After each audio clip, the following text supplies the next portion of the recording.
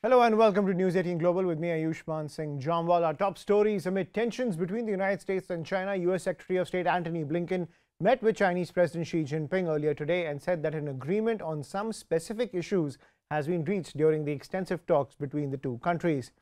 Blinken's visit to China was among the key outcomes of the Xi-Biden meeting, in which they agreed to improve working ties. Earlier, Blinken met top diplomat Wang Yi, who urged the U.S. to reflect deeply and manage differences with China while attributing worsening ties to Washington's erroneous perception of Beijing. Blinken's visit was largely seen as an attempt to keep the communication channels open between Washington and Beijing so that bilateral relations can be responsibly managed. Biden has said that he was hoping that over the next several months he will meet Xi Jinping and talk about legitimate differences between the two countries. U.S. Secretary of State Antony Blinken and Chinese Foreign Minister Qin Gang held what they called candid and constructive talks Sunday in Beijing, though they seemed to agree on little beyond keeping the conversation going. After a 5.5-hour meeting followed by a dinner, the State Department said Blinken stressed the need to reduce the risk of misperception and miscalculation, which was what he listed as his top objective for the meeting on Friday in Washington. To establish open and empowered communications so that our two countries responsibly manage our relationship, including by discussing challenges, by addressing misperceptions, and avoiding miscalculations.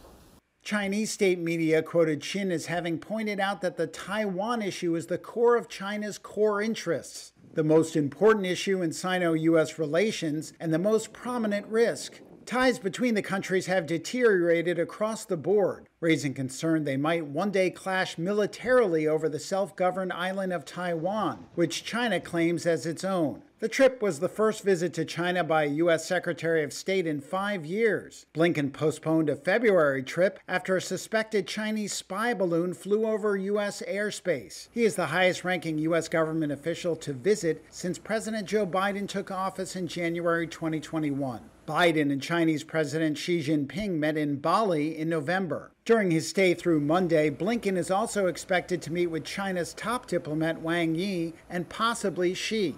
Blinken and Foreign Minister Qin plan to meet again in Washington at some future date. We and many others have deep concerns about some of the provocative actions that China's taken in recent years, going back to 2016. And the reason that this is a concern for so many countries, not just the United States, is that were there to be a crisis over Taiwan, the likelihood is that that would produce an economic crisis that could affect quite literally the entire world. 50% of commercial container traffic goes through the Taiwan Strait every day. 70% of semiconductors are manufactured on Taiwan. If, as a result of a crisis, that was taken offline, it would have dramatic consequences for virtually every country around the world, which is, again, why there's been rising concern about some of the provocative actions that China's taken. I also made that very clear.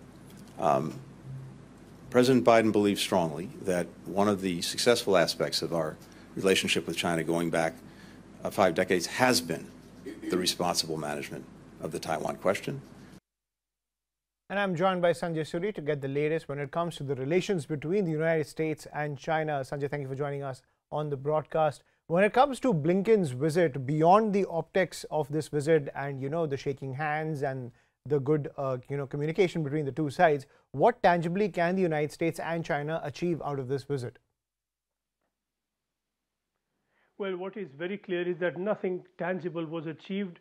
But of course, in the world of diplomacy, just the fact that this visit took place and the optics themselves become a part of the solution sometimes, or at least begin to pave the way towards a solution. So when we have optics by way of the visit taking place and not just his counterpart, but Blinken met Xi Jinping, and this was in the Great Hall of the People, and this was going beyond protocol.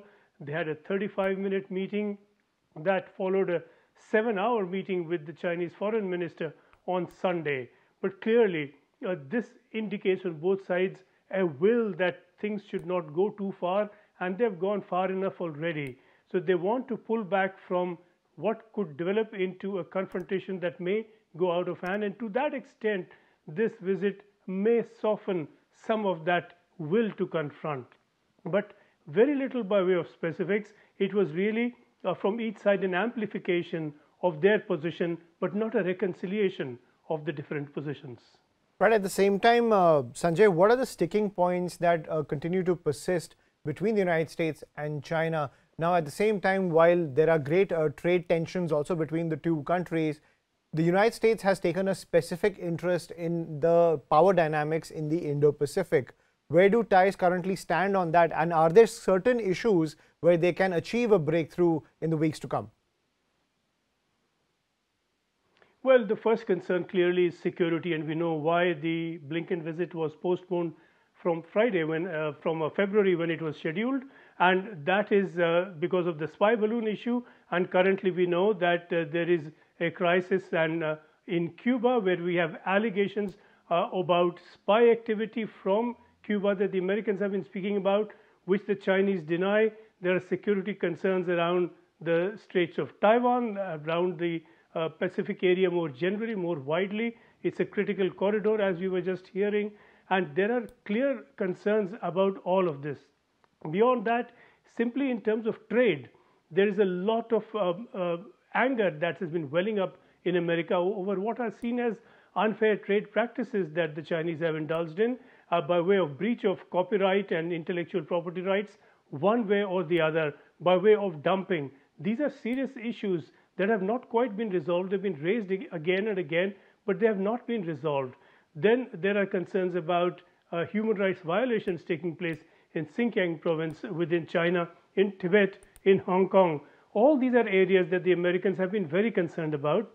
These are issues that have been brought up, but as Blinken said, the hope really would be to make sure that competition does not spill over into conflict. And this was a meeting intended to contain the differences where they are at the least, to minimize them if possible, but to see that they do not go out of hand, and to build up a channel of communication to see that should a crisis come, there should be a possibility to talk.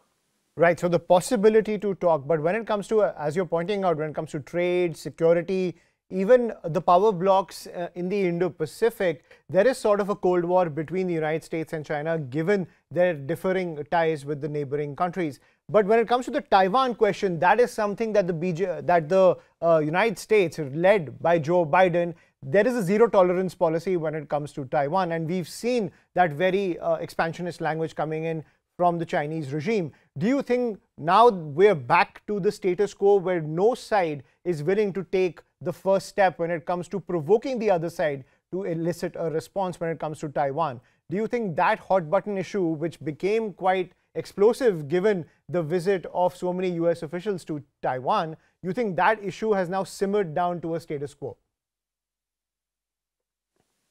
Well, we couldn't quite say that. We would like to, of course, but that is simmering. It is not quite status quo. The status quo keeps changing.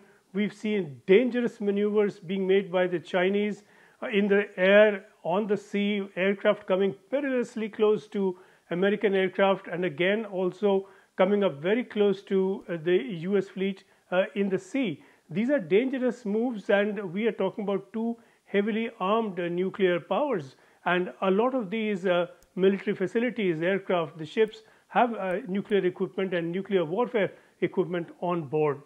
At any time, this could spill over into something dangerous. Officially, US stands by the one China policy, but the intent really is that, as you were saying, that the Chinese do not militarily try and change the situation. They do not do anything beyond what they're doing, because were there to be a military maneuver in Taiwan, that certainly is going to lead to a very, very serious confrontation, and not just in that region. Absolutely. I completely agree with you that these are just optics to keep the communication lines open. When it comes to any tangible outcome, to any breakthrough when it comes to the sticking points between the two sides, there is not going to be any movement likely anytime soon.